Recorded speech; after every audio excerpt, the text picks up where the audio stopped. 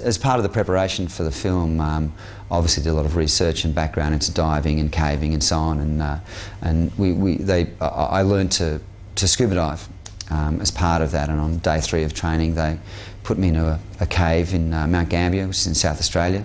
It was only a small cave, it wasn't a particularly dangerous cave, but it was terrifying for me at the time. But it's a fascinating experience and a real insight into what the experience is like for cave divers, because in that environment it's pitch black, which is scary enough. It's obviously very enclosed, very claustrophobic, and you're underwater at the same time. So you can only see what your torch shows you. So it sort of combines all of those elements of the claustrophobia of caving, but with the kind of added danger of, if you run out of air, then you need to have coping mechanisms in place.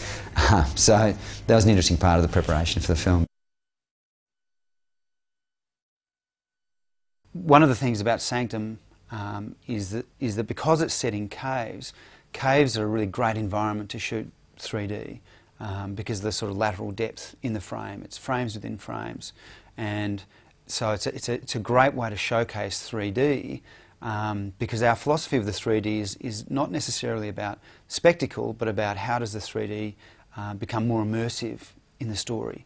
So there's a kind of a literal and a metaphorical thing about immersion in this film, Sanctum, and I think Jim was really strong on getting the story right, having a really character-driven story where the 3D is never drawn to, it's never about the 3D, it's not about showcasing 3D, it's about storytelling.